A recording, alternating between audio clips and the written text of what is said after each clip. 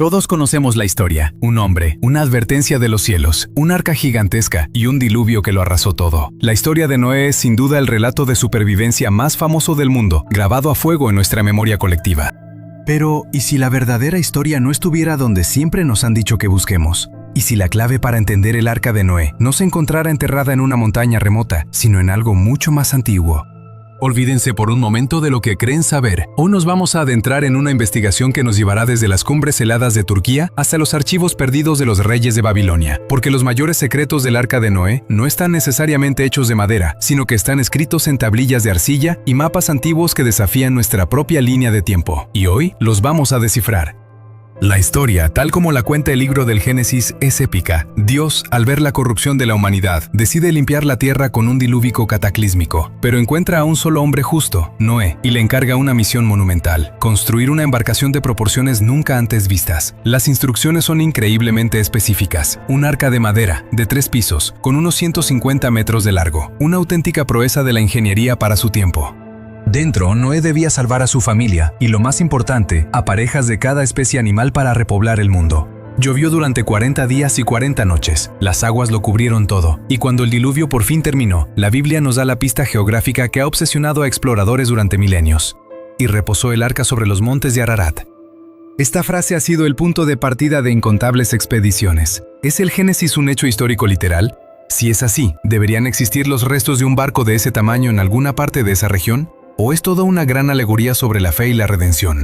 Durante siglos el debate ha sido intenso. Para millones de creyentes, encontrar el arca sería la prueba física definitiva. Para los escépticos, la falta de pruebas confirma que solo es un mito, pero la búsqueda nunca se ha detenido. Y es aquí donde nuestra investigación se divide en 2 pistas muy diferentes, pero que, sorprendentemente, se conectan al final.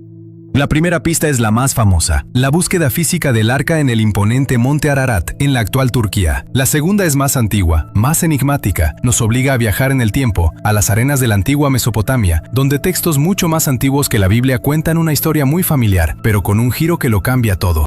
Así que prepárense, porque estamos a punto de zarpar en un viaje a través de la historia, la arqueología y el mito. El monte Ararat, un gigante volcánico dormido en el este de Turquía, cuya cumbre se eleva a más de 5.100 metros. Durante casi 2 milenios, este ha sido el epicentro de la búsqueda. El historiador del siglo I, Flavio Josefo, ya mencionaba que los lugareños afirmaban conocer la ubicación de los restos, pero fue en la era moderna, con la aviación y la fotografía, cuando la fiebre por encontrarla se disparó. Todo cambió en 1949, durante un vuelo de reconocimiento de la Fuerza Aérea de Estados Unidos sobre la tensa frontera entre Turquía y la Unión Soviética. Una de las fotos reveló algo extraño. En una meseta a casi 4.700 metros de altitud se veía una mancha oscura, una forma alargada semienterrada en el hielo que no parecía natural. La foto fue clasificada como secreta, y así nació la leyenda de la anomalía de Ararat. Durante décadas la especulación fue total. ¿Era una formación rocosa? ¿Un juego de sombras? ¿O de verdad podía ser una estructura artificial del tamaño del arca? La zona era, y sigue siendo, de acceso militar restringido, lo que no hacía más que alimentar el misterio. Pero la anomalía de Ararat no es la única pista. A unos 30 kilómetros al sur de la cumbre, hay otro lugar que se ha vuelto casi más famoso: el sitio de Durupinar. La historia de este sitio comienza en 1959, cuando un capitán turco, İlhan Durupinar, fotografiaba la zona para la OTAN y se topó con una formación geológica con una asombrosa forma de barco. Era inconfundible: proa, popa y una simetría que gritaba artificial. Además, sus dimensiones se acercaban muchísimo a las descritas en el Génesis.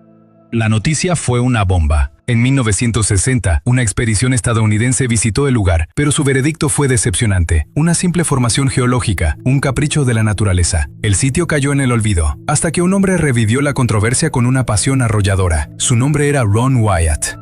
Wyatt, un enfermero anestesista de Tennessee, era un arqueólogo aficionado y un cristiano devoto. Cuando vio una foto del sitio de Durupinar, se convenció de que la primera expedición estaba equivocada. A partir de 1977, dedicó su vida y su dinero a investigar el lugar, viajando a Turquía más de 100 veces, y lo que afirmó haber encontrado sigue siendo a día de hoy el centro de un debate feroz. Wyatt usó detectores de metales y radares de penetración terrestre, y sus hallazgos fueron espectaculares. Según él, el radar reveló un patrón regular de vigas y compartimentos bajo tierra, justo lo que esperarías de un barco en descomposición. Afirmó haber encontrado restos de lo que parecía ser madera petrificada. Pero su hallazgo más visual fueron las llamadas anclas de piedra. A kilómetros del sitio encontró varias rocas enormes, puestas de pie, con agujeros tallados en la parte superior. Wyatt defendió que eran anclas de deriva, usadas para estabilizar el arca en aguas turbulentas. Las cruces talladas en algunas, según él, fueron añadidas más tarde por peregrinos cristianos. Para Ron Wyatt y sus seguidores, las pruebas eran claras. La forma, las dimensiones, los patrones del radar, la madera, las anclas, todo encajaba. Había encontrado el arca de Noé. Sin embargo, la comunidad científica profesional nunca se lo creyó. Los geólogos tienen otra explicación para Durupinar. Es una estructura geológica conocida como sinclinal, un pliegue en la roca que, por pura casualidad, tiene forma de barco. Las vigas del radar, dicen, son solo capas de roca. La supuesta madera petrificada no muestra ser madera trabajada por humanos, y las anclas son muy parecidas a piedras de culto paganas que se encuentran por toda la región, muy anteriores al cristianismo. A pesar de eso, el trabajo de Wyatt inspiró a una nueva generación. Desde 2019, equipos de universidades turcas y estadounidenses han vuelto al sitio con tecnología más avanzada, como GPR y tomografía de resistividad eléctrica. Sus informes más recientes, a partir de 2021, han reavivado el debate. Afirman haber detectado estructuras angulares y pasillos que no parecen naturales bajo la superficie. Los análisis del suelo han revelado materiales arcillosos y restos marinos con una antigüedad de entre 3.500 y 5.000 años, lo que según ellos apunta a actividad humana en la época del diluvio.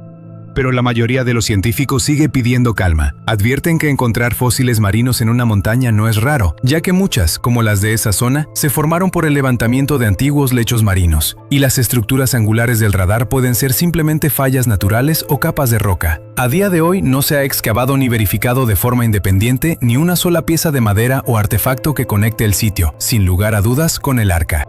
Así que la búsqueda en Ararat nos deja en un punto muerto. Por un lado, un montón de pruebas circunstanciales que para muchos son convincentes. Por otro, la falta de una prueba irrefutable que satisfaga a la ciencia.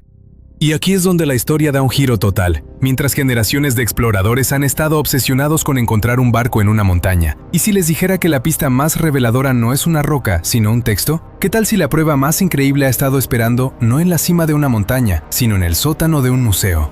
Para encontrar el origen de esta historia, tenemos que dejar Turquía y viajar en el tiempo. Nuestra siguiente parada nos lleva al corazón de la antigua Mesopotamia, en el actual Irak, donde tablillas de arcilla nos cuentan una historia de un gran diluvio, una historia que contiene un secreto que redefine por completo la imagen que tenemos del arca.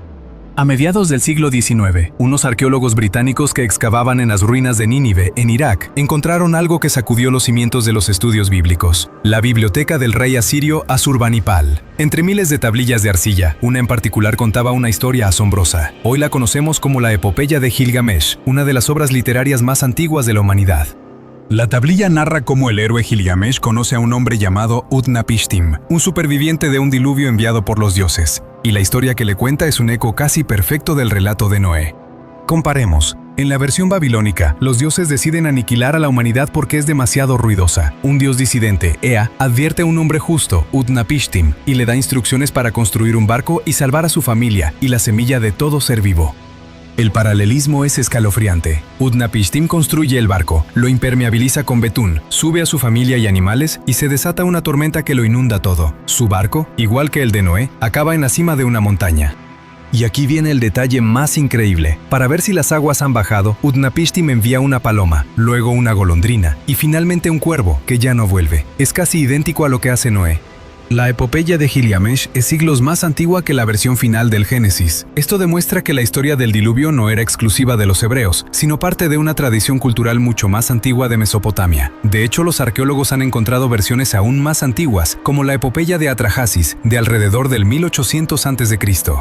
Pero el giro más alucinante llegó en 2014. El Dr. Irving Finkel, un experto del Museo Británico, publicó un libro llamado El Arca antes de Noé. Todo empezó cuando un hombre le llevó una pequeña tablilla de arcilla. La tablilla, que data de alrededor de 1750 a.C., contenía 60 líneas de la historia del diluvio, pero con una descripción que nadie había visto jamás. Un auténtico manual de construcción.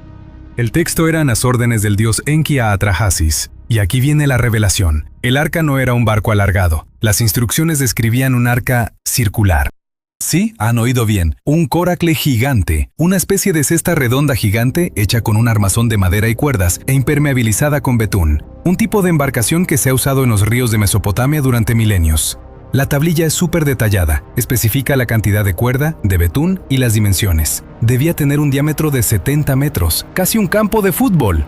Esto tiene mucho sentido. Un Coracle no está hecho para navegar, sino para flotar y ser estable en aguas turbulentas. Exactamente lo que el arca necesitaba. Solo tenía que aguantar, no ir a ningún sitio. Para probarlo, el equipo de Finkel construyó una réplica a escala usando solo técnicas antiguas, y funcionó. Flotó a la perfección.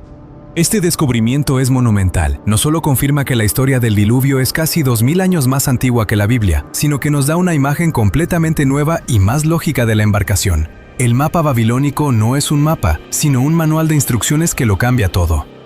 El arca alargada que todos imaginamos podría ser una reinterpretación posterior de los escribas hebreos. El concepto original, nacido en los ríos Tigris y Éufrates, pudo ser el de una gigantesca cesta flotante. Ahora tenemos dos pistas muy distintas. Por un lado, la búsqueda de un barco de madera en Turquía, llena de pruebas ambiguas. Por otro, la aplastante evidencia textual de Mesopotamia, que nos da un origen mucho más antiguo para la leyenda e incluso una forma de arca completamente diferente. ¿Cómo conectamos todo esto? Aquí es donde la geología moderna nos ofrece una tercera perspectiva que podría unificarlo todo. La mayoría de los científicos no creen un diluvio que cubriera el planeta entero. No hay pruebas para algo así, pero sí hay pruebas de mega inundaciones locales a una escala casi inimaginable. La teoría más famosa es la de los geólogos William Ryan y Walter Pittman. Su hipótesis del diluvio del Mar Negro sugiere que hasta hace unos 7500 años, el Mar Negro era un lago de agua dulce mucho más pequeño. Al final de la Edad de Hielo, el deshielo de los glaciares provocó una subida masiva del nivel del mar en todo el mundo. Según Ryan y Pittman, la presión del Mediterráneo finalmente rompió la barrera de tierra que hoy es el Bósforo. El resultado habría sido una catarata de agua salada de una violencia apocalíptica, 200 veces más potente que las cataratas del Niágara, que se vertió en la cuenca del Mar Negro. El nivel del lago subió a un ritmo de 15 centímetros por día, obligando a las poblaciones que vivían allí a una huida desesperada. Un evento así habría dejado una cicatriz imborrable en la memoria de los supervivientes. La historia de un diluvio aterrador, transmitida de generación en generación, se habría extendido por toda la región, convirtiéndose en el germen de un mito. Ahora atemos cabos. Tenemos un posible evento real, la inundación del Mar Negro o inundaciones similares en Mesopotamia. Tenemos el recuerdo de este evento, que se cristaliza en Sumeria y Babilonia con sus historias de un arca redonda. Siglos más tarde, el pueblo hebreo, durante su exilio en Babilonia, entra en contacto con estas historias. Es muy probable que los escribas hebreos adoptaran esta poderosa narrativa, pero la reinterpretaran con su propia teología. Utnapishtim se convierte en Noé, los dioses caprichosos son reemplazados por un único Dios, y la historia se transforma en una lección sobre el pecado y la redención. Desde este punto de vista, la historia del arca de Noé no sería una invención, sino la versión hebrea de una tradición mucho más antigua, basada en el recuerdo de una catástrofe real. Nuestro viaje nos ha llevado de las cumbres del Ararat a las bibliotecas de arcilla de Irak y hasta las profundidades del Mar Negro. Hemos visto cómo la fe impulsa a los exploradores a buscar un barco legendario, encontrando pistas intrigantes pero no definitivas. Y hemos descubierto cómo la historia que creíamos conocer es, en realidad, mucho más antigua y compleja. Quizás al final el misterio del arca no consiste en encontrar los restos de un barco. Tal vez la verdadera revelación es descubrir la profunda conexión de nuestra historia compartida. La leyenda del arca es un testimonio de cómo las catástrofes moldean la conciencia humana y de cómo a través de los mitos intentamos dar sentido a la vida. El arca de Noé sigue siendo un poderoso símbolo que navega entre la fe, el mito y la historia. Un misterio que nos obliga a seguir explorando no solo montañas lejanas, sino también los textos más antiguos de nuestra civilización. ¿Pero tú qué crees? ¿Son los hallazgos en Turquía la verdadera arca esperando ser excavada? ¿O la tablilla del arca circular revela el origen real del mito? ¿La búsqueda de Ron Wyatt fue una inspiración o un callejón sin salida? Déjanos tu teoría en los comentarios, queremos saber qué piensas. Y si te ha gustado este viaje a los secretos de la historia, no olvides darle a me gusta y suscribirte para no perderte nuestra próxima investigación.